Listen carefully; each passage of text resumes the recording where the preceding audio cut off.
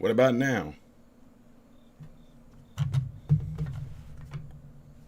What about now? What about now?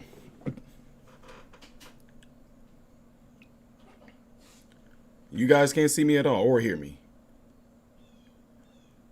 Y'all gotta let me know something. Let me know something. Can y'all hear me or anything like that? Nothing? Okay. All right. Can you guys hear me? Can y'all hear me? Sweet. Okay. Do I sound pretty clear? Let me pop this chat out and move it over here so I can see you guys over here a little better.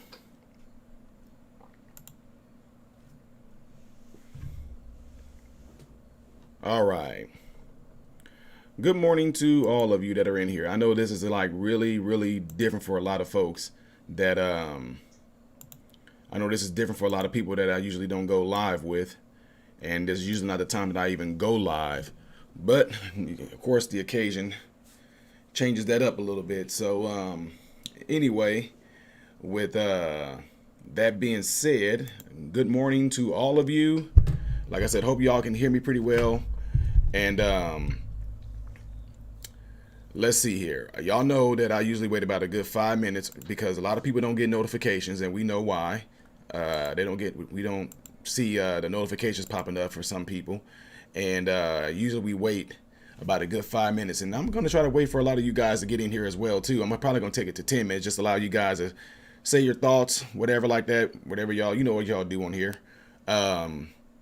So with that being said, let me say hello to all of you that are in here. I don't know if I'll be able to get through all the names. Deadwood, I knew you were going to be here. Kara, I knew you were going to be here. Jerry Cooper, Ken, Tube Viewer, hey. Jay Weller, Timothy, Lady T. We got Darla, M169. Okay, let's see. Rebecca Wetley, Tammy, Timothy Teeter, Eric J305. Okay, there we go. Tammy L. Yay, what's going on, Tammy? Rebecca, Darla. I'm trying to see if I see some names out. Jerry Cooper, how are we doing? Mr. Drake. One Spark God. Elizabeth Smith, my cousin. Jason Turner, Robert Seals. Got Ken already. I think I said most of you guys know. Welch, what's going on, Welch? George Vander, what's going on? All right, Anna D, Suprov, Lizzie, Terry Orr, Carrie Ross, Terry Ricor, Karen Ricor, I'm sorry, Raven Lynn, Country Girl, Neb and Dog, Marcus King, Darla Tidwell, Nicholas Ferrara, Oak Ridge, Anna, Terry, Majin Merck, Maria Gonzalez, Dave Perryman, LH, Rebecca, Marcus, again, Carrie. It's a lot of y'all in here right now. Hopefully you guys are all having a good day. Again, we're about 6 minutes in, folks. We're gonna go ahead and take it to 10 minutes before I get into this, so people can people can get in on this, and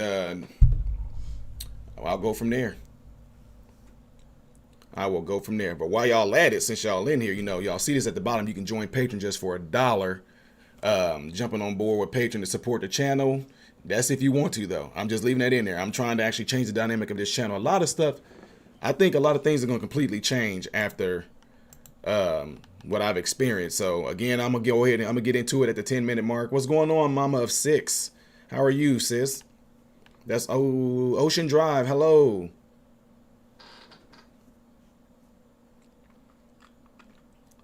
Ocean Drive. We'll get into it. We will get into it. Because I'm going to completely, and y'all that's been following this channel, y'all know me. Here's the thing. The ones that's been following this channel, y'all know me. Y'all know that I'm not about no BS. I don't care who it's coming from. But I'm so ready to get into this because a lot of the comments that I was reading on here on the folks that was sending comments and all that, I cannot, boy, either some people are pawns. You either are a pawn that's being used, or you are either just a person that's ignorant to what's really going on, or you just a person that just caught up in a, look, I'm going into it. I'm going into it already. But I can't wait to blast a lot of this stuff. Oh, I got to see this stuff firsthand for myself, y'all. I got to see it firsthand for myself. I got to actually, y'all know the whole thing about you guys know the whole thing about the fake news and all that. I got to experience it. Like, I got interviewed by them and got to experience it. So it didn't shock me though. I was just like, wow, y'all really do that. So it's awesome. It's absolutely awesome, man. Sky, I can't wait to show you the video either the video that I'm putting together, guys, and me being there. I got everything. I'm talking about, I'm in the crowd. I'm pumping the crowd up. I'm sitting there showing videos of folks yelling at us or got their finger up at us, and you seeing me asking. It's amazing. It's amazing. But like I said, we got about a good 2 minutes before we get into it to allow a lot of you guys to actually come into the chat for the ones that didn't get notifications or anything. Glad you are back. Is it as bad as we think it is? Miss Little Pig, no. But I'm not going to get into it. I'm trying to keep myself from getting into it, though. You are no true Christian. You are a glass man standing behind pretty words with malice in you. Shame on you. John, thank you. Thank you. I appreciate it. Thank you for ratting me out. Oh my God, what am I ever going to do now? Thank you. Appreciate it. Now that you got that off your chest, you can either leave or you can stay here and hear the truth come out. Regardless, that's your choice though. But there's nothing that none of y'all or anybody can say. And lethal and non-lethal, if y'all are in here, this time, lethal and non-lethal. What I want y'all to do, I want y'all to let these people that might be coming in here and trolling, whatever like that, let them say what they're saying in here. This time, please let them do it this time. I want them to put their stuff in here. Because, you know, one or two things, I'm not going to see it anyway. Or the other thing is to be able to be there at ground zero to debunk a lot of this BS. It's going to be fascinating. I absolutely love this. I absolutely loved it. I got to see and experience things that people would never be able to. And then for you guys that's following this channel, y'all already know what I'm about. Y'all already know. Y'all been following me for 2 years. Y'all know there's nothing fake about this. So most of the people that's making comments on here don't even know me or know my channel anyway. So, I mean, I can care less about what they're going to be saying. Only people that can have any type of effect on me is those that know me closely, like my wife, you know, my, Dr. Beck and my brothers, mentors. But otherwise, most people that just out there just blabbing stuff out at me that's going to be in this live chat. These folks don't know. Like I said, they're either going to be a pawn or they're either going to be just ignorant or either just choosing to follow what somebody's telling them. But I saw this stuff firsthand. And it's amazing to sit there and call people out, So we are 10 minutes in, and let me go ahead and say welcome to the live chat of me visiting the White House, marching with Blexit, meeting Candace Owens, meeting Larry Elder, meeting Brandon Tatum, being with ABL, and a lot more other people, folks. So let me just say this. For the ones that's going to come in here and troll and hate and say all kind of things in here, I hope y'all stay in here. I really do hope that you guys stay in here because I really want y'all to hear this experience from somebody who was here firsthand. Thanks for the uploads. Scotland has been put on restrictions again. Appreciate you having uploads. Man, I hate to hear that. Okay, so let me go ahead and get on into this right here. And there's a good chance, I'm just telling y'all, there's a good chance I won't be able to see your chats off here to the side because I'm about to go ahead and get into this. So first of all, let me just say, you guys saw the video when I said I got invited to the White House. I landed in DC and I was supposed to be there for the event, a Blexit event, and then there was all kind of different ways that you can different opportunities for speaking engagements that went on with different medias that were there, along with people that had their own channels. So I can't even tell you how many interviews. You see, my voice is kind of lost. I can't even tell you how many interviews I did with different networks, with different organizations, with different people that were there. I cannot begin to tell you how many that I did.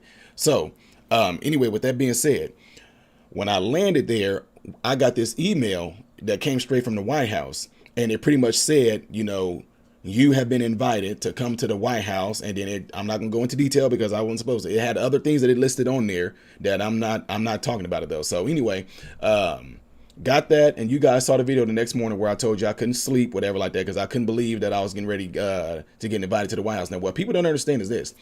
Some folks, y'all don't understand when somebody say that they've been invited to the White House, y'all instantly thought that was just like, oh my God, I've been invited to go and like, this is Trump house, or people getting things. It's not like Donald Trump invited me to come to the Trump plaza, or he invited me to come to his own personal home. He invited me to something that is historical. And what messed this up about a lot of folks is this. Y'all sit there, especially a lot of blacks. Y'all sit there and y'all do all this talking about how black people built the White House. We built the White House. Our ancestors built the White House. I don't care who is the president. If this is my ancestors that built this White House and I got invited to go to visit a place that my ancestors built, I don't care who's the president. I'm going. You know what I'm saying? Some of y'all getting this whole thing twisted. Well, no. I mean, I don't care what you say. And here's the thing. Let me address this as well. In the comments section, I know that you guys, some people that really know me, some of you guys were genuinely concerned. And when I say genuinely concerned, some of you guys are like, well, hey, Ty, I just want you to make sure you're safe and, make sure you wear a mask, yada, yada, peanut butter. Got you. But for some of y'all that were like, you're going to get COVID. You're going to go there and die. Why would Donald Trump have you come there? You're risking your life. I'm like, wait a minute, time out. Wait. So some of you that's been following this channel, I can tell who's been following the channel for a while and who hasn't. Some of you have been following this channel for a long time. I've had countless of conversations on this channel about I got patients that have COVID. I'm treating patients that have COVID. I told you about in the past where I would walk into a patient's room and have a chart and it said coronavirus on it. And we put on the proper universal, we took the proper universal precautions. I talked about that on my channel numerous of times. Now, all of a sudden, I get invited to the White House. People are, oh my God, there's a bunch of COVID there. They got COVID. Donald Trump just had COVID. You really think, this is what I'm saying. I'm not trying to, I don't want this to sound like it's condescending to some folks. You honestly believe that a place that's supposed to be the most safest place in the whole wide world, they're going to intentionally invite people there so they can infect them? I really want people to really think about that. And not only that, see, here's the thing. That's why even in here, lethal and non-lethal, if y'all hear, the reason why I want those comments to fly, because all it's going to do is show me certain mindsets. I want to stay up there because I'll be able to go back and review some of these people's comments. You really think that the safest place in the world is going to invite people to come there so they can infect them? Okay. Yeah. I want people to think about that. And here it is. I told you guys, I work in the hospitals and nursing homes for over 20 some years. And we've been having COVID patients positive since March. I've been telling you guys I have COVID patients. I told you I go in there and I treat COVID patients ever since March. Now you're concerned about me because I'm going to the White House. Like the White House is a hotter zone. You do know that the people that probably had COVID at the White House, you do know they were at home quarantining, right? People acting like they are still all just there. Just a bunch of people with COVID just all in the White House, just spreading it amongst each other. See what I'm saying? People don't think about that. But I know, again, it lets me know that it lets me know of all the people that's watching certain news outlets. It's letting me know who you're listening to. And, you're just doing a rinse and repeat thing. So anyway, moving beyond that, let me tell you how it started. Okay, so we woke up really early, and you guys are going to see the video, and I can't wait to show y'all. We woke up and like around 6 o'clock, we had to get the breakfast in, and we had to go to a specific hotel. And we found out that that night that I came in, we found out that night that since he knew that we were going to be there, Donald Trump knew that he found out that we were going to be going, that we were coming here. He actually ordered like all these hats and whatever like that and sent them to the hotels and just said, we want to make sure everybody got a hat that wants to show, notice I said that, everybody got a hat that wants to show support. So anyway, we get to this hotel and I mean, it is nothing but tons and tons and tons of people. It's people from every creed, every race, every culture that were there. Definitely minorities. There was a report on the news that they said that there was 80%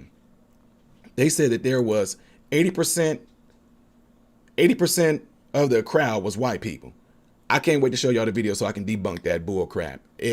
No, we had over 2,000 minorities, period, that was there. Over 2,000 minorities.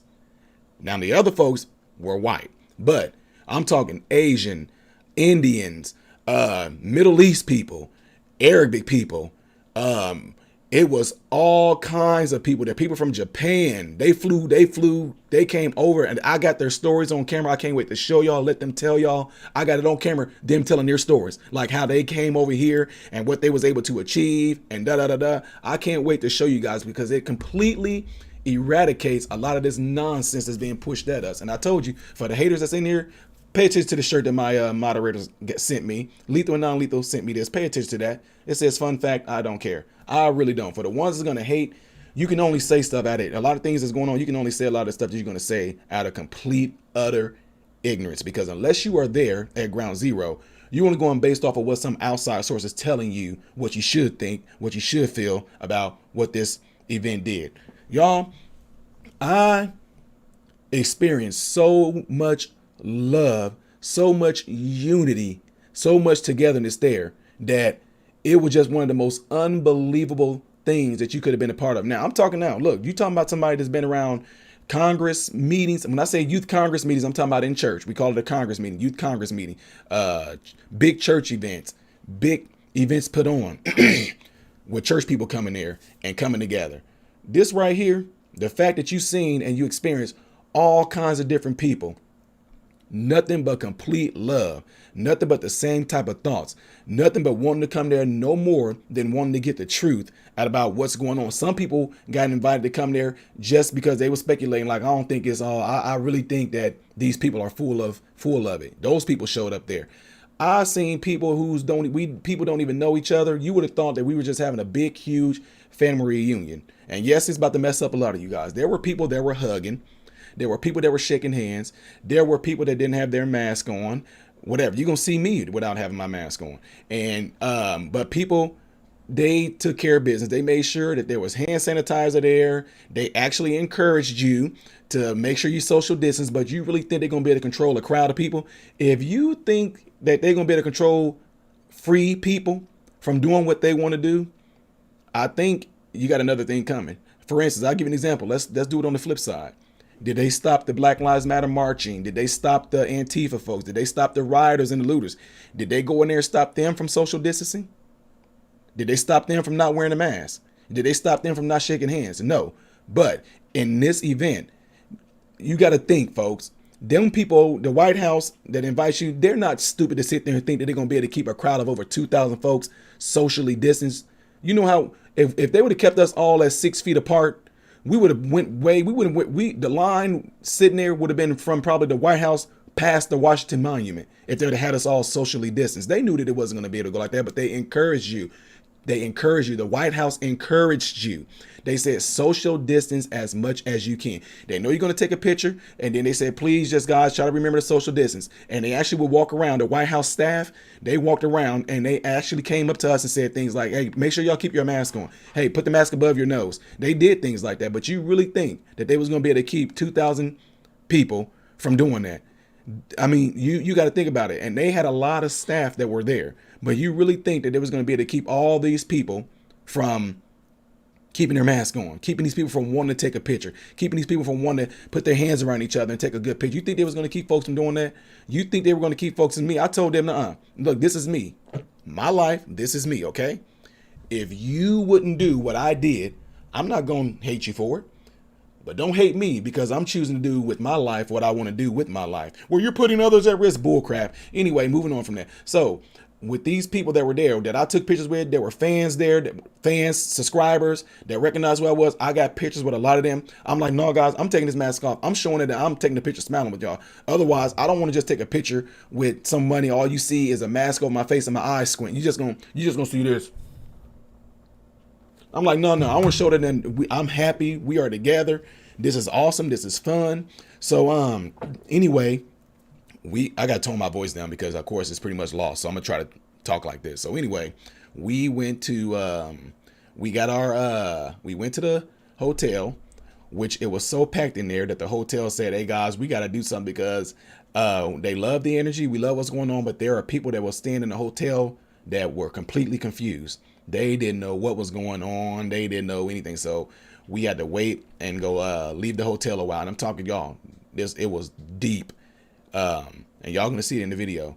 We had to go and leave the hotel for a while, and we went back, and that's when we got our shirts and the hats and the flags, and then we all lined up outside, and that's when the news came, and when the news came and started wanting to do interviews with different people. So I think it was Channel 7, and they probably not going to show me because it probably made them mad. But anyway, that's when I ran into ABL. I ran into ABL there. We pretty much, we hung about a good 50% of the time being there because, of course, we had to split off.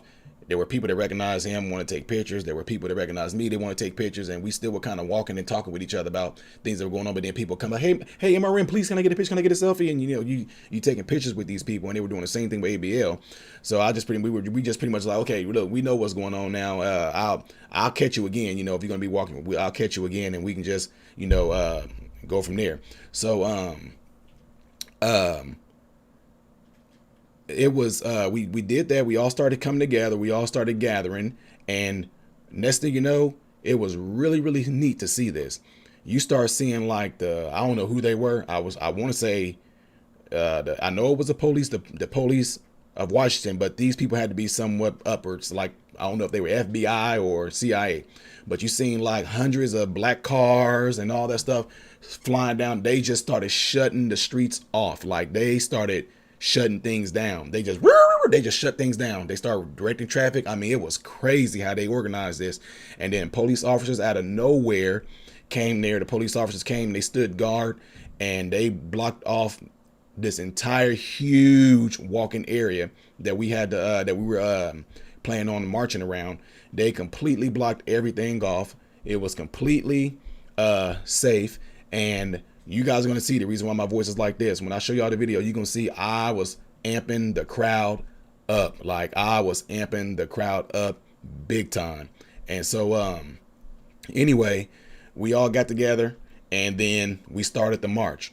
We were always walking together. We started the march. And when we did, there were people all off to the side that, Sonny Calico, there was over 2,000 minorities that were marching, and that's not including white people. I know the news made a lie up like it was hundreds. No, it was thousands, folks. So anyway, we started marching, holding up the flags, and me personally, like every like police officer that I passed, I pointed my flag at him and I said, thank you for everything that you're doing. And then when I do it, everybody would just cheer for them and start saying back to blue, back to blue. There was a lot of police officers, female officers, when we started doing that, pointing at them and saying back to blue, they started crying, whatever like that. But you can tell that they were led, and you can tell by the police's actions, they were led to pretty much be unbiased. You know what I mean? Because when you say thank you for your service, they 90% of the police officers, they nodded their heads. They did like this. And I was like, wow, some of them, not too many, some of them just kind of be like, thank you, or they'll look around first and they'll, thank you. So I'm thinking that there was something that might have been said that if we're going to be doing this, and if there's anybody that's going to say something to the police and, say, if there's anything that you're going to say to the police that they told the police, just nod your head or say thank you, but don't engage. Don't tell them thank you so much. Just do it that. And there was this one particular lady that, she was up on I don't know what building this is, but I think I got it on camera. She was at a building where I guess it led to some steps. It was some steps that led to this building, big old steps that led to this building. She was at the front of the building, and I pointed at her. I said, sis, I want to thank you for everything you're doing, protecting the streets, protecting this, da da da da da da da. And when I started saying that, she looked and she smiled, and everybody looked at her and started cheering and saying this, and they started looking at her going, back the blue, back the blue. And then she started crying and all that. And I was like, man, so it really shows you, especially black folks should definitely understand this. If you feel at one time that we were a targeted race and how folks came at us, can you imagine what it would feel like if you had people of the opposite race to just flood around you and surround you and sit there and want to protect you from people that look just like them? So what am I saying here?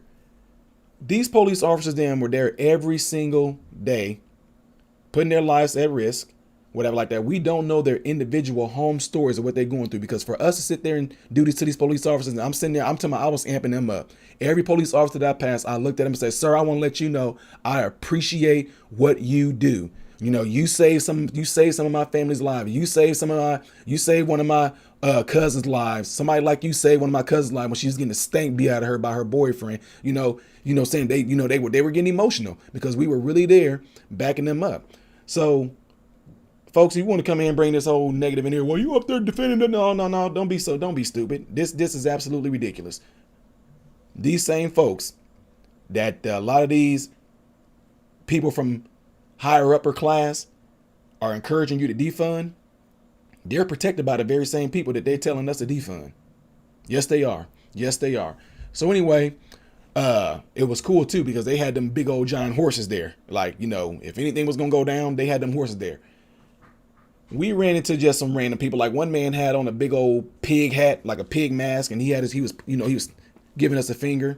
Nobody paid no attention. Then we had another white lady who, we had a white lady there that was yelling out the little microphone, and then there was an engagement that happened where people started trying to say stuff to her, and I'm telling them, no, y'all move on, let's not do this, let's not engage, and then this man came up to me while I was telling him that.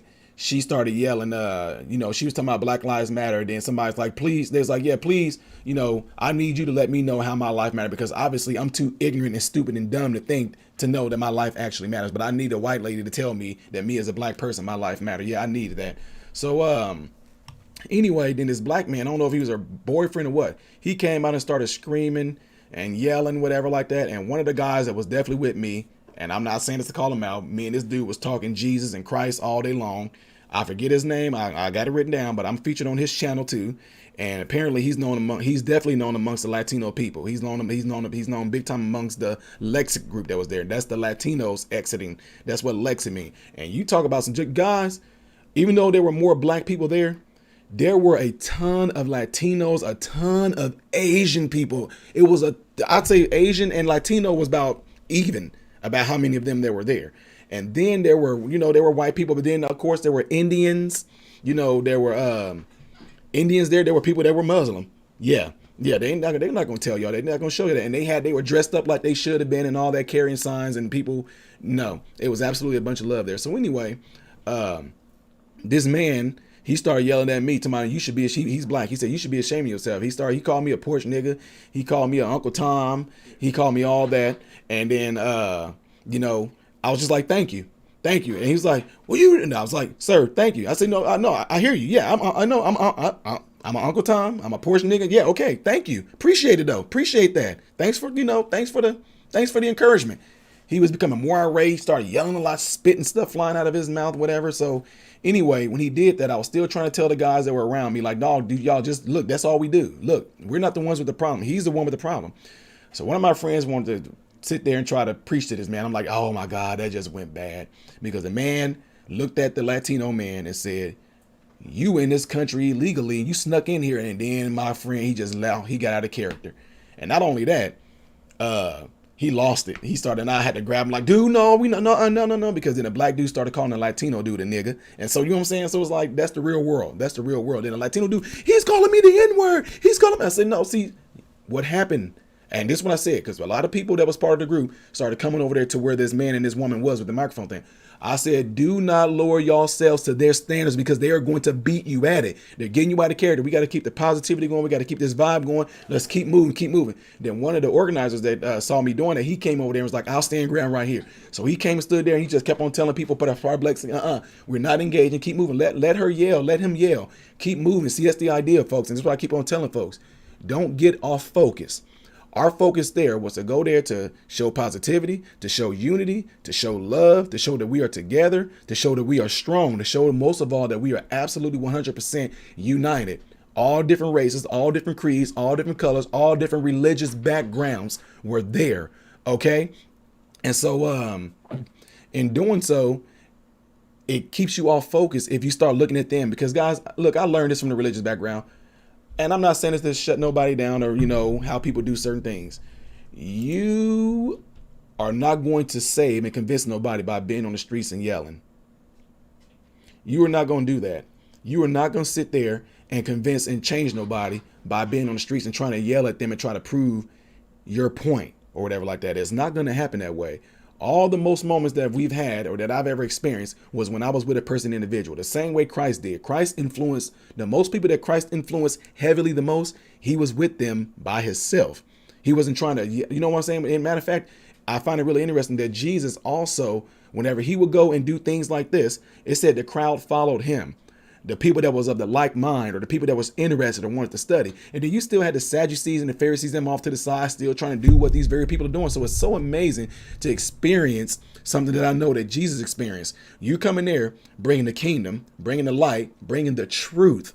And then you got the Pharisees all off to the side who absolutely knows better than Jesus, sitting there trying to distract the crowd, trying to do things to get people off focus, but the focus had to remain. I kept telling people we have to stay focused on what we are here to do. We're not focused on what they are here to do. We know what they are here to do. We know what the news is here to do. We know what the fake news, y'all, I experienced fake news, legit. I experienced fake news. CNN came up and interviewed me, and I experienced the fake news. So I'll get to that though.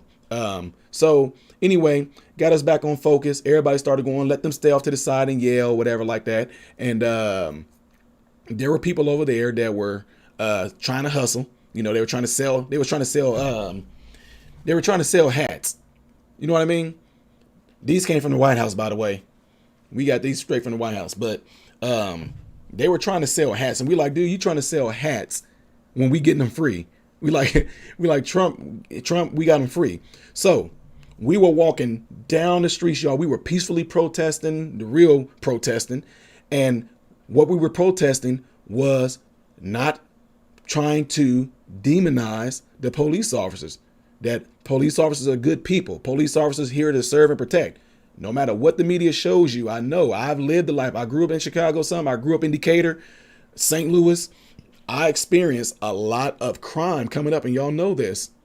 So when I was doing some of these interviews with some of those stations that were there, I was telling them how, as a black person, we get mad as black men and we get mad as black women when we get stereotyped. When they say that all black people are this, they all this, you know, they no good, they this, y'all angry. You know, black women, they get upset and they say, you know, black women, they just angry black women. You hate that because they're marginalizing you. You know what I mean? But yet at the same time, when it comes to these police officers, we have been deceived into doing the same thing to the police officers. You know what I mean? We got deceived into doing the same exact thing to these police officers. So anyway, we went on here, guys. We were marching. There was a bunch of cheering going on. There was a bunch of love. People still waving the flags and all that. People had big old radios on playing any type of patriotic song you probably can think of. They were playing it. And then we arrived. I don't know where it was. Look, I don't know where it was. I know wherever it was that we arrived, the White House was kind of like behind us. So we got there and getting ready for Brandon Tatum to speak, getting ready for Candace Owens to speak, getting ready for Larry Elder to speak. And so I took a bunch of time to go around and film a lot of things. But guys, I got some deep filming, and you know how hard it is to sit there and film. I got 2 cameras going on, and then every maybe 3 minutes, somebody, modern Renaissance man, you know, and then you like, oh, you know, can I get a picture? And then I have to stop the video and then put my stuff up for a little bit and take pictures with them because, you know, you don't want to be like, oh no, I gotta, you know, there were tons of people that recognized who you were and wanted to get pictures with you. And I was just trying to film as much as I can. So anyway, because of how I have my camera, where is it at? It's upstairs. Because of how I have my camera set up and the camera that I'm using, it looked like I was like part of like the press. So I had my camera on me with a little handle on it, and I had my phone with me, then also had a little camera bag. So I looked like I was part of the press. And so I was able to be right there where Candace came out, where Tatum came out, because they was pretty much being, you know, guarded, but not to the extent of where y'all think. They were being guarded. Candace Owens definitely was being guarded, but Tatum had a few folks around him, but you know, y'all gonna see pictures with me and Tatum. I don't think Tatum had to be worried about nobody trying to do nothing to him. No. So I walked right up to him, talked with him for a little bit, but you know, a lot of people want to also do the same thing. So Tatum, I went on, you know, I did the panel with Brandon Tatum, and Of course, that was me and him. That was he and I first time actually meeting physically. So, we shook hands, we hugged, we had a conversation, whatever like that. And then just because Brandon Tatum was an officer and this hat right here represents fallen officers, back to blue, I told him to go ahead and put his signature on there because that's showing you that Brandon Tatum, the officer Tatum, who has this YouTube channel, who definitely was an ex-police officer, I think there's no better representation that you can have on a hat, something like this, than having Tatum on there, So, so anyway, went up there, had a lot of conversation with Tatum, and I know that a lot of people will want to talk to him. So of course I'm like, okay, let me get out the way so he can go ahead and talk, because when Tatum say things like, man, I can go on about this for 2 hours. I know that in our short meeting that we had, me and Tatum could have went on about a bunch of stuff. But what I learned, and this is amongst religion, guys, a lot of times there's no sense in light trying to convince light and show light how much light has. Brandon has the light, I have the light. So when it came to that, yes, we could have a good conversation, but me and Brandon Tatum would have been doing nothing more than just kind of saying some of the same things to each other that we both believe in. So by having those other people there, it was cool to allow them to come up there and talk, whatever like that, because it was a good moment that I caught in on camera that Tatum was talking to this girl and she was just being moved with so much emotion. It's like, guys, it's this weird thing that people have that if they see you on your channel and then when they meet you in person, I'm serious, I don't understand it, but people like come up to you and they're shaking and stuff. You wait, what's wrong with you? So I'm like, calm down. And so calm down. Come on, okay, I can't. They're like, I can't believe it is you. And I'm like, can I? I'm like, yeah. But it's the fact that when you see what type of effect you had on people to the extent to where when they come and meet you that they're shaking or they're about to cry, it has nothing to do with like they're in awe of you. But you have to ask yourself, what type of impact have you had on somebody to where when they finally see you and meet you in person, they're shaking and they want to just, some people hug you and they just started crying, whatever like that, because they felt like, you just don't know. You do this thing on YouTube, you have no idea how many lives you have changed or people that you affected. So anyway, while I was behind stage and got pictures behind stage and video behind stage because I looked like I was part of the press, and then plus whenever like Tatum or Owens or Larry Elder would come out, I was kind of helping keeping people back, and I had on my t-shirts. So like I said, having my camera and all that, I looked like I actually worked for Blexit. So we were just keeping people out of the way, whatever. So anyway, it was really cool that Owens came out and got up there, did a phenomenal job in the speech that she gave. And y'all gonna see video of me being behind there before Tatum got up there, and I was like, Tatum, bring it. You can see him look at the camera like, oh yeah. He gets up there, he brings it, and this was really one of the awesome things that some of y'all don't understand. I have never heard so much talk about Jesus and God. Not even, it was just absolutely crazy that almost any person that I ran into, like if they were subscribers to my channel, if they were followers on Instagram, I have never heard so many people just want to stop me and they want to talk and give me a testimony about how, oh my God, I can't believe that this day you talked about X, Y, and Z on your channel, and it just completely blew me away, and it helped change my life. And then you had other people that would come up and all they kept on talking about was Jesus. Jesus this, Jesus that. Brandon Tatum got up there, talked about Jesus. Larry Elder, when he was having personal conversations, talked about God and the Lord. Candace Owens talks about Jesus. And people are like, well, they only do that, you're only just doing it just to entice. Look, I'm led by God, folks. There is nothing that can be done or said, whether it's from President Trump, whether it's from any part, there's nothing that can be said or done to entice me. There's nothing that can be said or done to where I can be deceived. Here's the thing. Some of you that make comments at me, or, it's fine. I'm all for it because I love to just hear people's side of the story, whether you agree with me or not. I love to see why you think the way that you do think about me at all, or about anything that you think about. I like to know why people think a particular way. So when people said things like, Ty, they're going to use you, they're going to use you as a puppet. And matter of fact, guys, it was claims there already too by a lot of folks that I was a puppet already, so it's just like, it doesn't matter who you are. You might as well be who you are, do what you do, because people are going to accuse you of stuff anyway. But for some of the folks that were saying they're going to use you, people, I don't know why y'all thinking that because you're telling me that you're unsubscribing it. Oh, I thought you were an intelligent man and all because I'm not doing what you want me to do. So yet at the same time, you have to ask yourself, do you really think for some people, I don't know, some of y'all, I know y'all have been on the channel long. Some of y'all have been on the channel long. I'm not saying no names. I'm just talking about, I'm speaking on behalf of these individual people with this mindset that I'm getting ready to talk about. This particular mindset of you, do you honestly think that I am that stupid or ignorant or naive or dumb to just let somebody just go, hey, you're black, I'm the president, come here, I'm going to use you, and you're going to say yes? You really think I'm that dumb? You really think I'm that dumb to sit there and get told by Tatum or Owens or Larry Elder, hey, we want to invite you to this event because you're black, you're dumb, you're ignorant, and we want to use you as a puppet because you have a very charismatic type of personality and people seem to love you? You really think I'm that ignorant and dumb just to be like, oh my God, yeah, oh yeah? No. That's why I think the Lord took me through the life that I've been gone through, because I'm not one of those people. I don't care who you are. I don't care what your background is. I don't care who the person is that I'm going to meet. Ty Smith is led by a person that's higher than Donald Trump.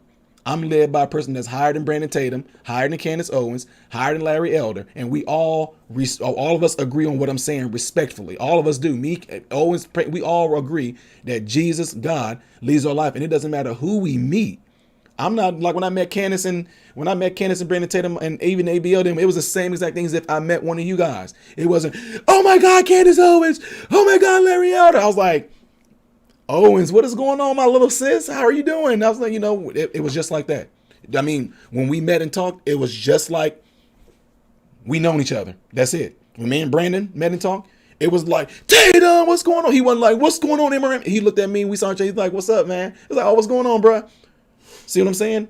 Now, I get it if there was people that didn't, but I'm just talking about the fact that all of us knew what we were there representing, who we represent. We wasn't there feeling so high and mighty that we would sit there and neglect the fact that we know that God put us in certain positions to do certain things. Now, I do know for a fact that there are some people that's mad because the foundation has been torn down. There's some stuff that we were told by Trump that a lot of other folks didn't get to hear. I'll get into that way later, but trust me when I tell you. Anyway, I almost messed up there. We had a nice short conversation because, of course, again, people wanted to get pictures with Candace Owens. People want her to hold their babies, whatever like that. Same thing with Larry Elder. Very personable, folks. I mean, very personable. They're touching, whatever like that. And I know y'all gonna sit there and say, oh my God, no mask. Look, if you knew, I don't care. I know the truth about the stuff. Medical health perfect. Well, if you don't know the product, you know that. Look, you just trying to distract away from the fact of the truth of what I'm talking about. Get away from all that BS. We were there, loving each other. There was hand sanitizer everywhere. There was masks, whatever you needed. If you felt, see what I'm saying? That's what real freedom is. Real freedom is your choice. If you feel that I'm putting my life at risk, that's your feelings. If I feel that I'm not putting my life at risk, that's my feelings. But that's not freedom when you can sit there and tell me, like I said on my videos that I'm posting now, to enslave you, regiment your life, tell you what to do, what to think, and what to feel. Not me. Absolutely not me. I'm not one of those folks. So anyway, Candace Owens got up there, killed it and spoke. Brandon Tatum got up there, killed it and spoke. Larry Elder got up there, he spoke and killed it. Then after that, everybody just kind of had a really, really nice time, just all talking to Larry Elder, just asking questions, whatever like that. And then that's when I got, y'all seen the video I posted on Instagram. If you not on Instagram, you have to put in you have to put in the number 0, then spell DERN. That's who I am on Instagram. And you can go in there and check out I posted some pictures last night and some video of me being with Larry Elder. Y'all see him saying like, this is my nephew. And then me actually being myself, and how y'all know how I am on here when I get to being goofy and all that, doing that around Candace Owens and making her laugh, because of course, Candace Owens was relaxed and at ease and all that, but you just never know who's lurking around you or anything like that. So anyway, had her laughing. Me and Brandon Tatum had a good conversation. Me and ABL, we both had good conversations. So once they were all done taking the pictures and everything, that's when the White House sent all of us emails like, And we had to tell everybody, check your email. The White House just sent you an email, and they had like a certain symbol or a certain tag that you had to have. You had to have this certain tag, and you had to have your ID with you to get into the White House. And of course, there was a ton of things that they were not allowing to come into the White House. You know, no selfie sticks, you know, not even like no bags. Not, you couldn't even bring your own water in there. They wasn't letting you have anything. And what's really cool is that there was a lot of checkpoints. But I don't think nobody cared about waiting on that. So while we're getting ready to go enter in through this particular area, they had like, you know, it was just like what you would see in the movies. Them the Secret Service and these Navy SEALs people and all that, they were serious. There was one guy out there, this dude had a big old long, looked like a freaking 12 gauge on his back, and then he had a snipe on his back. Then he had like a AR in the front, and then he had like 2 handguns like on each side of his pocket. So I was like, man, like they are not playing.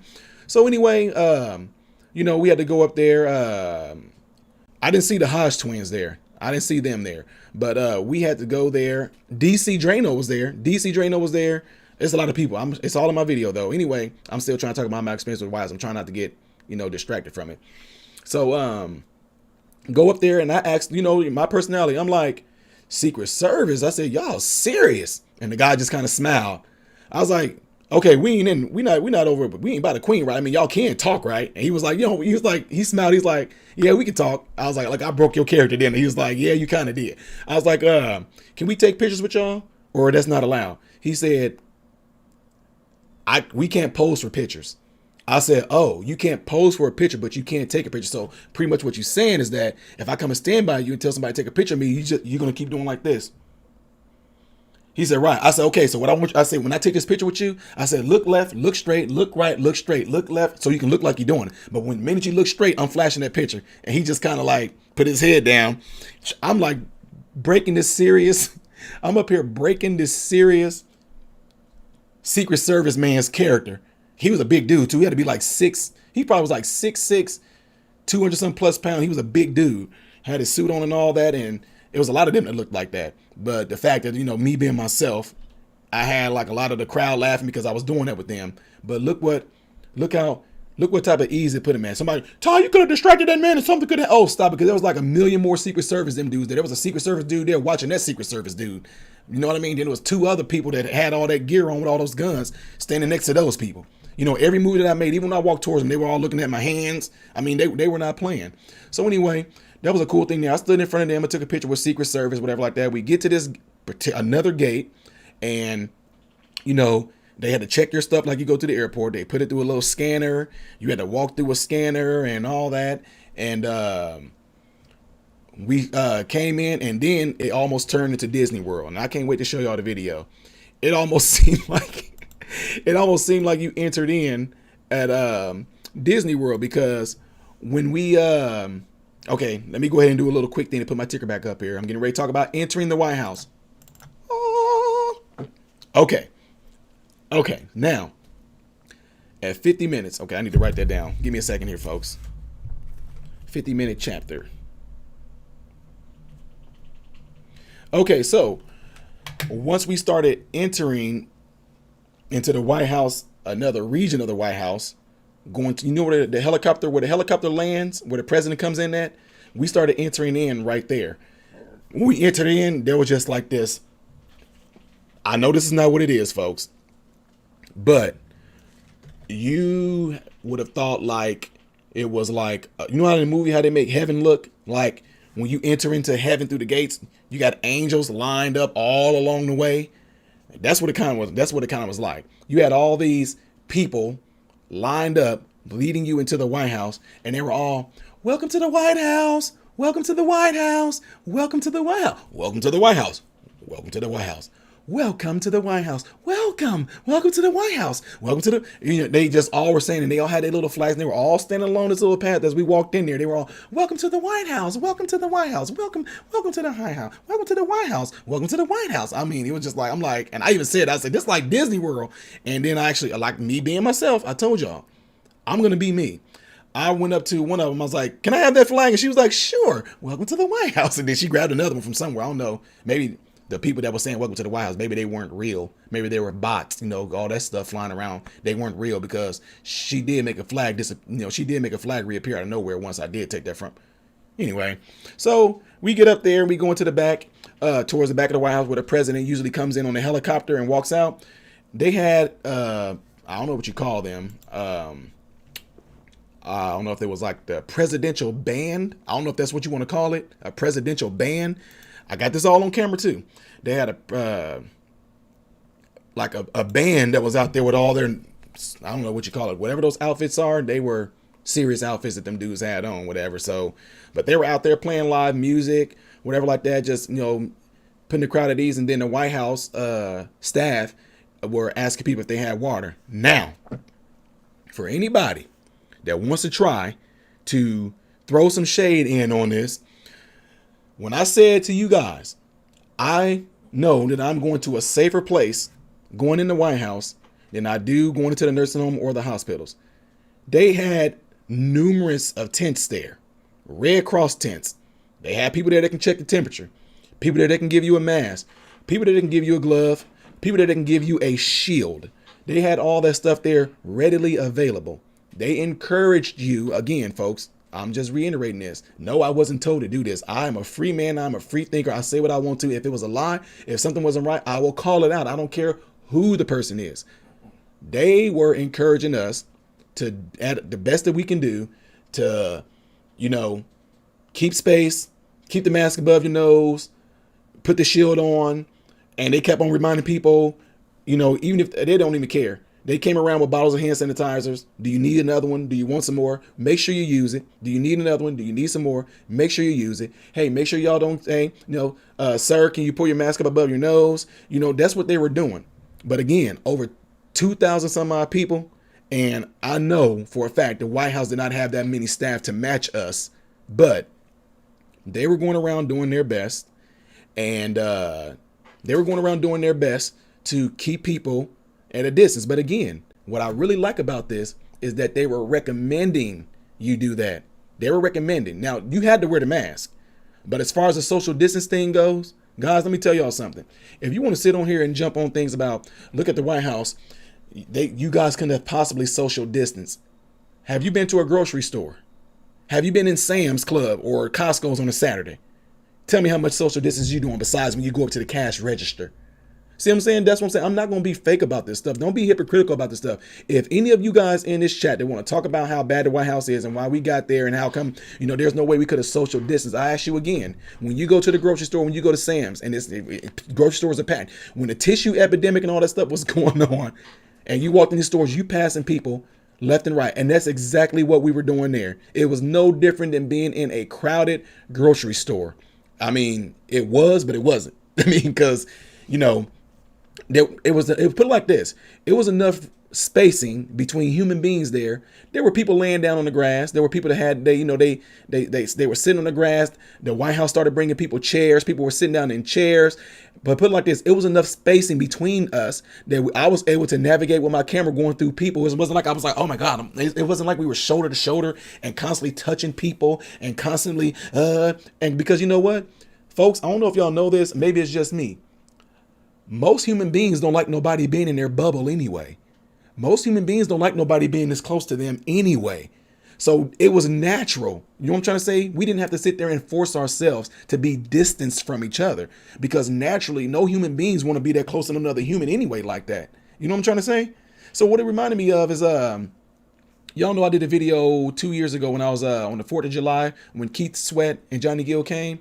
There was spacing. I mean, it was spacing between us. And I don't know what more people want. But again, when Trump came out and spoke, of course, people started kind of going towards the front a little bit more, whatever like that. But again, the beauty in all that is that it was our choosing. We were choosing. We chose. And I'm just being real with y'all. We chose to be that close to each other when Trump came out and started speaking. We chose to not care that we was close up on each other like that. I mean, I had enough room to do like this in my camera and do all that. But we chose as free people. We chose to be that close to each other. We chose that. Now, I know that, look, again, if that's not you and you wouldn't have, I wouldn't have went to the White House if he would have invited me, then that's why you didn't get invited. That's why you didn't get invited. Or I want to look. You guys weren't able to practice social distancing. It's like, okay, that was our choice. Okay, but the fact is, it was our choice. Just like if it's your choice to smoke, it's your choice to be morbid obese. It's your choice to drink alcohol and be an alcoholic. It's your choice to do cocaine. The fact is, it is indeed your choice. You know what I'm trying to say? So anyway, he came out. Everybody kept on. It was a lot of energy there before Trump came out. The crowd energy there was absolutely crazy. Like I told you, through Dr. Becton, who was a team physician for the St. Louis Cardinals, been to the games with him, was able to come there with him, and the way that the crowd scream at these, I've been to NBA basketball game before too. The way that the crowd scream at these games for people scoring a shot, the energy was way more intense than that. I mean, the energy when people were yelling and all that, I guess you call it euphoria. It was so high and so impactful that you felt the stuff like go through your body. Like that's how impactful the energy and the screaming and all that was. Well, you guys all screaming on each other and you getting cut. Look, folks they had their mask on. I'm telling you right now, when Trump came out, I would say that when people started yelling and all that doing Trump and they started doing all that 4 more years, I looked around. Look, I know Trump was up there, but I purposely was looking around with my camera.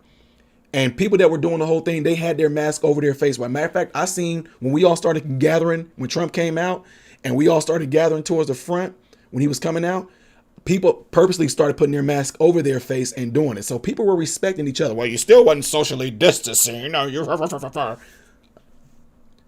say that, but then us healthcare workers, if there's any in here, us healthcare workers, when we treat our patients, do we not come close to them? They got a mask on, we got a mask on. My patients have COVID, folks. I have patients that have COVID.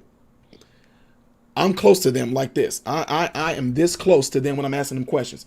I'm this close to them when I have to touch them. Okay? They have a mask on, I have a mask on. See what I'm saying? What you do a lot of times is, folks, every time you get hit with a truth bomb, you try to divert with some other type of distraction because you know that your narrative got killed. So now, when Trump came out, and I'm telling you, yeah, I can be lying. Yeah, okay, whatever. That's another way you're trying to divert from the truth. But the truth is, when Trump came out and people started going Trump, Trump, Trump, people put their mask on their face. People made sure that their children's faces were covered. They were not playing around when we started actually getting that close together. People started, they became real cautious and put it on. Now, all of us got masks on.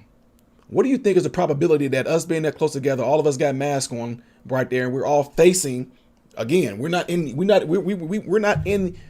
each other's faces, looking at each other going Trump, Trump. Everybody's face is turned and looking up towards Trump, which means the person behind me they're behind me. So let's just give you the benefit of the doubt and say that any particles may have come out of the mask while people were yelling Trump. Those particles, what it's going to do to the back of my neck? What's it going to do to the back of my head? What's it going to do to the back of my clothes? Everybody is facing one direction, looking up, saying Trump, Trump, Trump, or 4 more years, 4 more years, 4 more years. What do you think the probability is that of me possibly catching any type of particles that may come from a person's face that they got a mask on, I got a mask on? We're facing one direction. What do you think the probability of me catching anything is versus when I'm actually face to face with my patients in a hospital or in a nursing home? What do you think I pose a higher chance? Well, you guys want social distancing. Look, see, that's what I'm saying. You got a truth bomb dropped on you. Now you're trying to divert by trying to say, well, you guys weren't socially distancing. Yeah, okay. So anyway, folks, Trump came out and you guys all saw it, delivered the speech, and what he was saying, I mean, whether you like Trump or whether you don't, but what Trump was saying was absolutely true. Trump was saying pretty much that he was backing Christians or other faiths. He said he's backing Christians. He's backing all religions. We have freedom of religion here. He started talking about how they actually are trying to. He said, y'all saw it. You can go watch it. I don't have to necessarily tell you everything that he said, but you pretty much tell in a nutshell. You can just tell in a nutshell that what he was doing was telling them he was protecting Christians. He was letting us know that he's fighting for folks. He's letting us know all the things that he already done, not is doing, that he's already done for the black community. Look it up if you think he's lying. Let's see. Cuckoo Banana says, your political growth has been great to watch. I hope you think about a political future. The self-educated person is the most interesting person. Cuckoo Bananas, I can tell y'all right now, and I'm not going to go into great detail, but let me just tell you this. After having a conversation with Elder and a whole lot of other folks that were there that y'all don't know about, I know probably for a fact that my career is going to be changing. I kid y'all not. You hear me saying it right now. I would not have thought, and y'all know this. The ones that follow this channel, you guys know that 6 months ago I was saying I'm not getting into this political BS. I'm not getting. I started telling I told Elder how I even got into it, and he couldn't believe it. He was sitting there like, what? Like, you're 38 here? And I told him, and he thought I was 20. He thought I was 23 or 24. And when I started telling him about me being married for, getting ready to be 20 years, and I got an 18-year-old, a 16-year-old son, he just could not believe it. I mean, he was just like, I cannot. And I shared a little bit of my story of what happened with me, and then they were like, the ones that were there, a lot of people that had something to do with Blexit, they were all like, how in the world? I need to contact who? Dan Proft. I'll write that down. And I am in Illinois. He was like, how could anybody go through what you went through, Ty, to come out and be where you are at? And you can sit there and tell people, and not only that, folks, I got proof. I got the streets I grew up on. I got the people I grew up around that are still alive right now that can sit there and tell you about me. I have nothing to hide. And that's why I was telling Elder, because he was like, look, he said, when you get into stuff like this, I said, Elder, I've been on YouTube. If you can deal with a YouTube crowd and how they come at you, I don't care. I mean, I really don't care. They can come at me, what they going to find on me, that I said something bad to a kid when I was in kindergarten. So anyway, from having that conversation and talking with Larry Elder, I would say that he had a huge thing that he told me about that made me kind of think like, well, maybe I did. He's like, no, he said, look, he told me that I was he said I was very gifted and very articulate with connecting with people. He said I was very gifted and very charismatic, yet at the same time, he said, when you meet somebody like you can tell that you are a very humble guy. He said, I know people say that thing lightly, you hear a lot. He said, but no, you can just tell in meeting somebody and shaking their hand that a person is humble. Not that they appear to be humble, but they are humble, So I did not know that he watched some of my videos, whatever like that as well either. I did not know that, and knew some of the upbringing. So anyway, I would say that had a huge impact on me, kind of like, man. So that was one of the things. And so when we got to talking, there was somebody there. I'm not gonna kid y'all. There was somebody there that interviewed me. They said, I'm not Christian. I don't believe in this whole thing. I'm for Black Lives Matter. But can we have a civil conversation? I said, of course we can.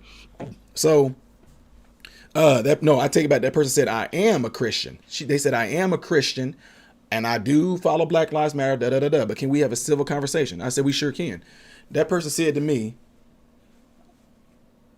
you're Ty Smith, Modern Renaissance Man. I said, mm-hmm. Said, my name is such and such. I said, okay. They're like, I've probably been watching you probably for the past year. I'm like, right? They said, I just think it's hypocritical of you that you were saying how you were concerned about God's kingdom. And then by that time, 2 other people started coming up behind this dude.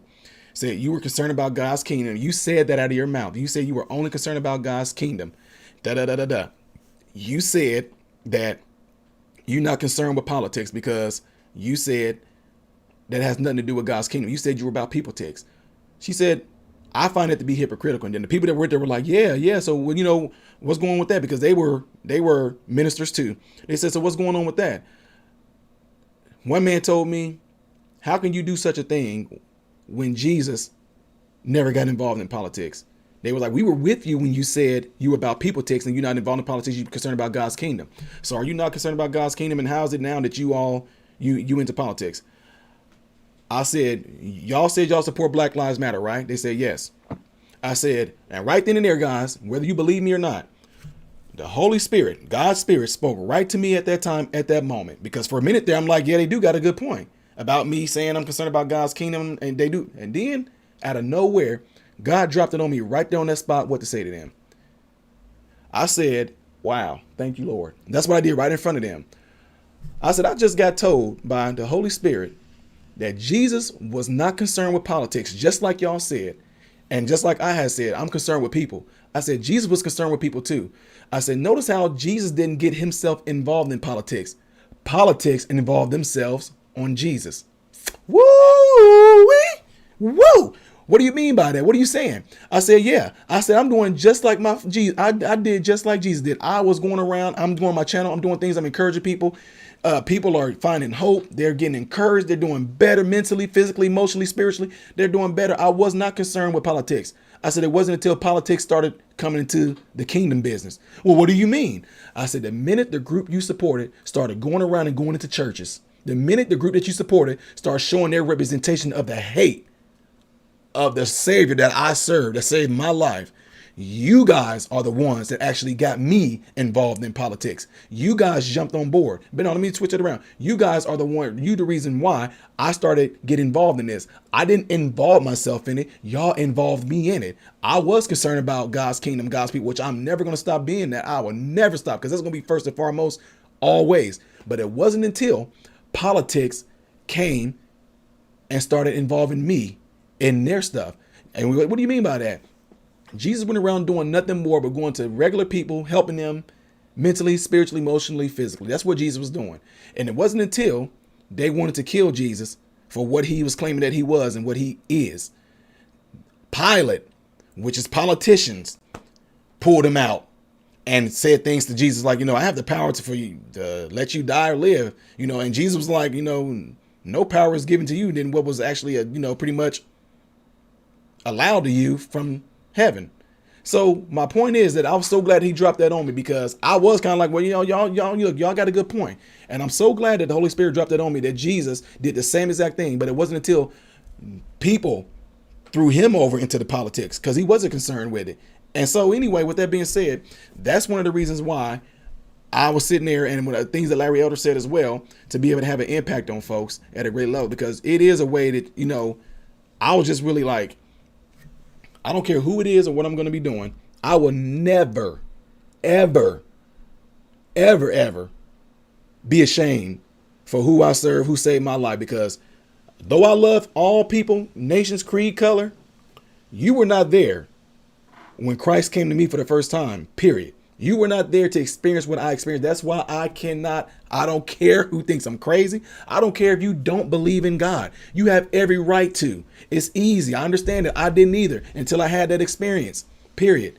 And it was a done deal. It's been a wrap ever since. I don't care what anybody think of me, because I know that there is a very intelligent, powerful being that led me and continues to lead me. And if he did not want me doing what I'm doing right now, I would not be doing what I'm doing right now. You guys that has been following this channel, look at what you've experienced since you've been on this channel.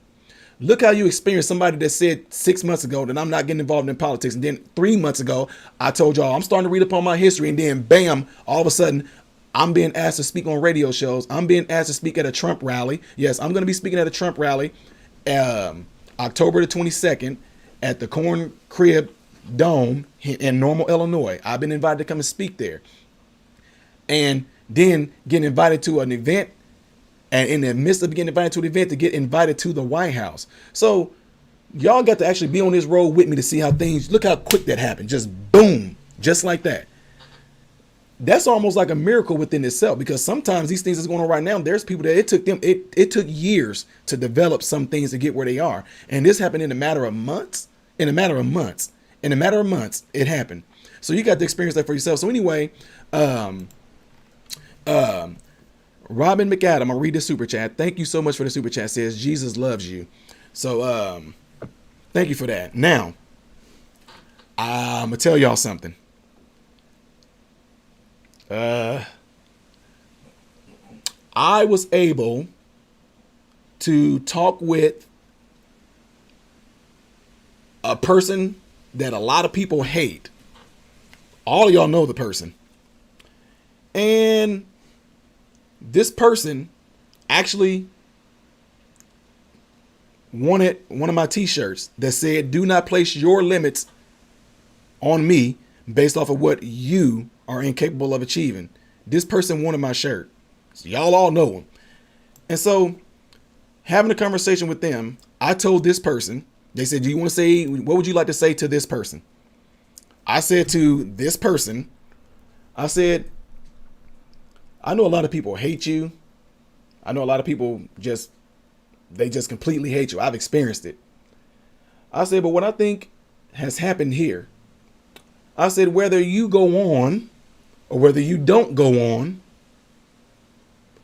I said, I think you have torn down a bunch of the evil foundations that were laid. And now it seems as though in the midst of doing that, you're getting ready to lay down a foundation that's showing truth, that's promoting righteousness. And I think whether you are there or not, I think that this has laid the road for a lot of blacks to build from that foundation like we've never seen before. And it's going to be a fight. But the thing is, somebody like me, bring it on. So I was able to, yeah. And you can guess who that was. That's just your guessing. But I'm just telling you. Anyway, moving on. I called campaign manager, see a councilman first, and then maybe the Senate before we attack the White House. Owens Smith 2028. I know, Kara. I'm being dead serious. I do not know. I don't know. It'd be cool if all of us, man, I'm talking from, I hope that ABL, Derek, I hope that Owens, I hope that Tatum, me, I hope that we are able to have such an impact and do such great things in the nation that it's going to be just completely, it's historic. We done something historic already. And I can sit there and I told my sons and I told my wife, you know, I am part of something that's historic right now. And I think that this actually going to be the beginnings of laying something that now that people are being awakened to and being shown, I think it's just going to continue to go on. Just like I told that person I was talking to. I said, whether you back again or not, I think you laid the foundations and laid the truths open to where we can actually just start to build off of this because the momentum is there. The momentum is there. So anyway, after Trump did his, after Trump gave his speech, we all went back to on a different side where the White House was. And, they began to pass out flags. They wanted us to all get flags because you couldn't take a flag in the White House. You couldn't take a flag in there. You couldn't take a pole. You couldn't take a selfie stick. You barely could take a bag. And I hated this because the White House had their own water. And I told somebody, you're not supposed to be drinking that. That's White House water. You can't drink that. You know, that's a White House water bottle. You got to keep that. That's a souvenir. You know how people are like, oh my God, a White House water bottle. Yeah, but you know, they weren't going to let you take it on the plane. So, anyway, he got done talking and we all went back to this place on the other side and we all started getting our flags. And this one we was getting ready to actually go. Rhonda, it's M0. It's M0. Okay, guys, real quick right here. I'm getting ready to put the Instagram.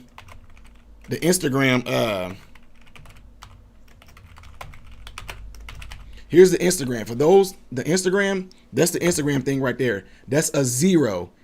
It says modern Renaissance. Look, I put that up there wrong. Sorry. It's modern Renaissance, man, but it's a 0. The O is a 0 in modern. The O is a 0 in modern. Trisha Nations Forward, thank you for the super chat. Says love all you do. Really appreciate that. Really appreciate that. So we went on the other side and we got flags, and now they told us this. While we were getting flags, there's a certain amount of us that are recognized as like YouTube influencers, whatever like that. So everybody just ones that have a YouTube platform, whatever like that, we all started kind of getting word about certain people. So I'm about to do another little thing here to kind of, okay. We started getting word about Black Lives Matter. They said Black Lives Matter is going to be over on 15th Street. So everybody's like, oh yeah, it's about to be on. Like, yeah, it is about to be on. They said Black Lives Matter is over there on 15th Street. They starting to gather.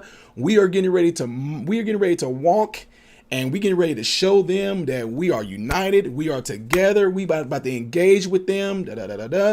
So anyway, we were ready for it. Like, we were ready for it, and I kept on telling as many people as I can. What we gonna do is show nothing but love. We're going to show nothing but love. If they start yelling at us, I said, look at them and just clap and cheer for them.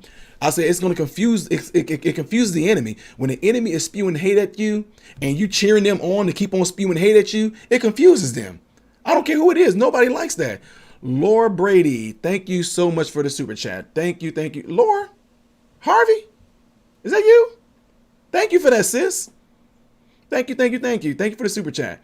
So anyway, we were like, yeah, this is gonna be good. So when we see Black Lives Matter and they start doing their thing over there, I said, we just gonna look at them, we gonna clap and encourage them, cheer. They're gonna call us names, just encourage them, clap and cheer. So as we were walking, there were a few people that they were flipping us off, whatever like that, and that was like nothing. Like one dude, I was like, can you do it with your left hand? He did it. I said, do it with the right hand again. He did it. I said, do it with the left hand again. He did it. I said, wow, I can't believe you let somebody like me control you and tell you what to do. And he got mad, slammed his bike down. I'm just like, look, see, it's easy. You look, guys, you can't play these mind games with me. It doesn't work on me. It does not work. It just don't. So anyway, they were told us we're going to go be marching on Black Lives Matter Plaza. I was like, oh, this is going to be awesome. Well, apparently, while we were on our way to go march, I don't know what happened. I don't know if the police or Secret Service, I don't know. They weren't there. Something happened to where they were not there. So, I don't know if the police shut it down. I do not know, but they were not there. So anyway, it was powerful. Tatum went and changed clothes, got in a nice, well, he changed clothes when he went to the White House too. He put on a nice nice tie, bow tie, nice suit. Candace Owens, wanted to be comfortable. She wore heels for a little bit, whatever like that. But sis, she's like, I'm putting on some jogging pants bottoms and I'm putting on some tennis shoes. I think she's 6 months, 7 months out, whatever like that. But yeah, that's a lot of, trust me, I know my wife was pregnant and that can be energy draining. So, anyway, we went on ahead and we were marching and cheering. We saw more police officers on the way. We were cheering them on. I got pictures with police officers. I was showing them that, they got our full support. We support them. Look at all these black folks out here. All these black folks out here that they're claiming that y'all are being so wrong to. Look at us all out here cheering y'all on. You know what I mean? So, anyway, we marched on. Brandon Tatum was leading the way, had signs behind him. I was trying to get as much footage as I can because I knew this was going to be a life-changing experience. It was going to be something that we never was going to be able to probably experience. We probably going to do something like this again. I guarantee you. For this many people that showed up, we're going to be experiencing something like this again. I cannot wait to show y'all the video. I cannot wait to show y'all the video of what happened at the White House. I'm making sure I don't miss anything else. But what I'm getting ready to do, all of you that are in here right now, what I'm getting ready to do, I'm getting ready to start another stream. This way it can be a Q&A discussion about the White House if y'all have questions. Some of them I'm not going to probably be able to answer, but other ones I will. The ones that are in here that want to criticize me, I encourage you to come to this next stream as well. I want to hear from you too. I'm going to address any questions that y'all have regarding the lies. Let me get this in real quick. Let me tell y'all this real quick to end this. CNN came up to me and was like, hey, because what they do, if they see that, for one, let me give y'all an example. If I'm talking like this, you saw this with Tatum, you saw this with ABL, you saw this with other YouTube influencers there. If you see me talking, right, and you see a crowd of people gathered around you, and I'm sitting there talking, doing like this, CNN then want to take that and okay, let's go after that. Let's see what he's talking about. So anyway, they came up to me and said, state your name. I was like, Ty Smith. They was like, are you affiliated with it? I said, no. I said, I'm Modern Renaissance Man LLC. Okay. He was like, we're just going to ask you some questions about this whole thing, whatever like that. We just want you to, that's all. I said, it's fine. That's cool. I said, I'm used to it. I said, you can throw whatever questions at me that you want to. He thought he was going to trip me up. So he did his whole, hi, I'm some CNN, blah, blah, blah, blah. We have Ty Smith, known as Modern Renaissance Man. And we're going to ask him a few questions here, and we're going That man put the mic in front of me. That man said to me, he said, what do you think about Donald Trump inviting you guys all here and putting your lives at risk? I said, oh, I said the same way I feel about people that you call people like me, heroes, who are healthcare professionals, who go to places that's far more worse than the White House right now. He was like, I said, yeah, let me explain to you. I said, we get invited to the White House to come to a place, and you said he's putting our lives at danger. I said, but people like me who work in the healthcare and hospitals and nursing homes, we put our lives in danger every day that we go there working with patients that have COVID-19, knowing that they have COVID-19, and yet we still go down there. Y'all actually call us heroes and call us frontline workers, but since we get invited to a place that y'all speculate is going to have COVID there, all of a sudden he's putting our lives at risk. And he was like, well, it's just that knowing a ton of people in the White House has COVID. I said, can you give me a number? He froze. I said, tell me how many people in the White House got COVID. He was like, well, I mean, they just say that, a lot of people in there have, I said, what they got to do with the crowd of people that's right here? I said, you're talking to me and you're close to me. I don't even have my mask on. How do you know I don't have COVID right now? And I'm not even 6 feet apart from you. I said, you might want to step back and extend that mic out a little bit more. The crowd was like, oh, no! So I knew right then and there that I knew this one going to go on CNN. If it was going to go on CNN, so I'd be like, look how ignorant this guy is. Look at this guy right here who said, how dare you? No, see, that's what I'm saying. You're not going to trick me up on nothing like this. I knew what the dude was going for. I knew what he was going for. Then he said, with a ton of people in the White House that have COVID. I told him how many. How many got COVID? I said, because where I work in the hospital too, we get a number. This is the COVID floor. There's 16 people that have it. You just saying a ton of people in the White House. And I said, also, we are outside. I said, and the people that's right here, we don't, I said, and it was so, it was such a funny moment. Then guess what he did? He said, I have no more questions. Thank you.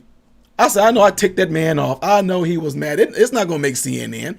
But then I was like, I got with these people and I hope they send me the video. I said, please tell me y'all record. I said, send that to Modern Renaissance Man. I gave my email. Send that video to me so I can show it on my channel because people will get a trip out of that. They will get a trip out of that. So anyway, that's how that part right there went. So anyway, I'm getting ready to tell y'all what I'm going to do on this stream. And like I said, I encourage all of y'all to be in this next stream. This next stream is going to be completely devoted to me answering questions about the White House, what I experienced, some things I can't tell y'all. If you ask me if I talk to certain people or a certain person, I can't tell right now. And then there's also a thing that I want you guys to, people that got questions about why you felt I should have went, why you felt I shouldn't go, yada, yada, peanut butter, whatever it is. I'm just gonna leave that Q&A open for discussion. You can state what you feel, state if you think it was dangerous, whatever it is, and I'll be able to address those questions. But I know right now, because this stream has been going on for about an hour and a half, I know that people that want to come back and watch this video is not going to watch probably the whole thing. So with that being said, I'm going to get ready to end this, but I'm gonna read the super chat off first right there, and then I hope y'all come back to my next stream that's gonna be on here, okay? So this says, I'm gonna read this super chat. Thank you for sharing, MRM. Just got one of your t-shirts. Keep up the good work. Varinia Cole Mueller. Appreciate that, sis. Appreciate it. Again, folks, guys, I want y'all to stay tuned because I'm about to upload another stream, and it's going to be a Q&A discussion about my trip to the White House and anything y'all feel, anything y'all want to say on it. And don't forget, if you are in here right now, do me a favor, if you would. If you enjoyed this whole thing, what's been going on here, can y'all please do me a favor and give the video a thumbs up? Giving the video a thumbs up will allow it to spread out more, folks. If y'all feel that people should hear this message coming from somebody that experienced this like me so that others can see and hear the truth behind this whole thing, you have to do your part in giving the video a thumbs up. If you give the video a thumbs up, it will be phenomenal if you did that. And also, 617 people in here. When this video ends, I know I'm going to be on the other stream. Please, please, please remember, come back to this same video and just leave a comment at the bottom. Leaving a comment helps it gets pushed out there as well. And one of the most phenomenal things that you guys can do, is to share it on your platforms. Share it on your social media, share this particular video, because they are not going to show y'all the real truth. And I hope this next video is getting ready to come up too, the questions that y'all gonna have for me, I'm going to be able to answer those questions that y'all gonna have. So please write your questions down and bring it over to this next live stream, and I will see you guys there. I appreciate everybody in here right now. Let me take a break, get something to drink, change my voice up a little bit, and I will be starting another stream. So stay tuned, all right? This is Ty Smith. I'm getting ready to sign off at noon. Hoping and praying that every last one of you guys in here have food, shelter, and clothing. And most of all, I hope and pray. Oh, sorry. I got to go back. I messed up. I forgot I got this technology. If you want to, hold on. Right here. If you want to support the channel, you can make a donation to PayPal right there. Great if you do. Great if you don't. If you want to donate, you see the information right there? Where am I pointing? Right here? See that up there, PayPal? If you want to donate, you can donate to PayPal there. I don't care how much you donate. That's completely up to you. Great if you do, great if you don't. I'm just leaving that option there because people always say things, how can I support you? How can I do da-da-da-da, yada, yada, peanut butter. So anyway, also, if you want to join Patreon, you seen that there was a ticker down there, says, help me reach 500 patrons. You only join it for $1. That's it. That's $12 a year, and that's just to support the channel, whatever. And any questions you guys are going to have, I'm getting ready to answer. But also, if you want to send gifts, it's right there. That's the P.O Box. Don't worry, I do not live there. Things go through a scanner, and I can actually pay extra for them to stick stuff in the box to make sure there's no strange fumes or anything like that in there. I don't care. So that's one thing that I have done. And also, I don't live there. I have family to live there, and I travel through there frequently throughout the months, and I just pick the things up along the way there. If you want your stuff displayed in the back right here, you can send it to that P.O Box right there. And again, the Patreon link is up there, and when this video ends, the Patreon link is going to be in the link in the description. With that being said, I'm getting ready to check out for real this time. I'm Ty Smith, Modern Renaissance Man, hoping and praying that every last one of you guys, thanks for the super chat, Janet Bloodworth. Oh, let me get, okay, I got everybody now. Hoping and praying that every last one of you guys have food, shelter, and clothing. And most of all, I hope and pray that every last one of you guys are in great health, physically, mentally, emotionally, and spiritually. God bless you through Jesus.